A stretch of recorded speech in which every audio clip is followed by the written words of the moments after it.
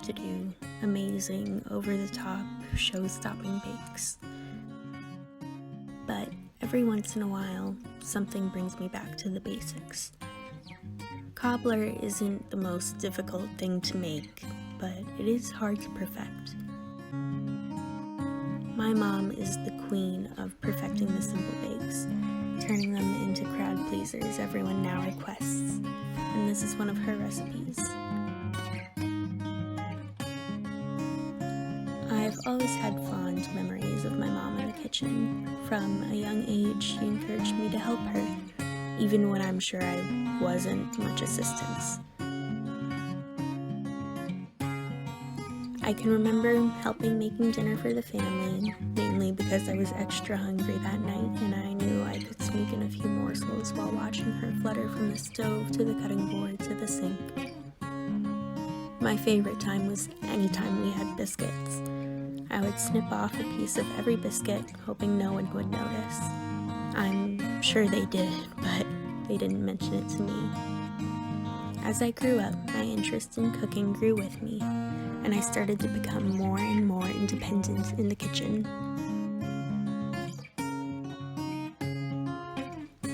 I took my mom's philosophy with me: perfect the basics and have an arsenal full of simple crowd pleasers ready for any occasion. Birthdays, Christmas, or simply neighbors moving in next door. Mom's never been a selfish person. Her recipes aren't secret. Anyone who asks always gets a copy of her scribbles on index cards saved in a colorful tin recipe box. I try to be as selfless as I can with my bakes too, always sharing what I make and always sharing how I make it. To me, it's part of the fun now. I know sometimes my baking makes a mess and takes up too much room in the dishwasher for dinner dishes to get done. And sometimes we have way too many sweets in the house.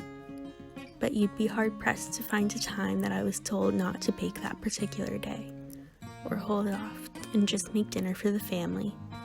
My mom has always been the first to support me, and never stopped to wonder if it was convenient for her. And I'm sure most of the time it isn't. So Mom, thank you.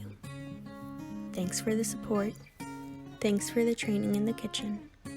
Thanks for teaching me that sometimes the simplest things mean the most when they're well done. And thanks for the perfect cobbler recipe.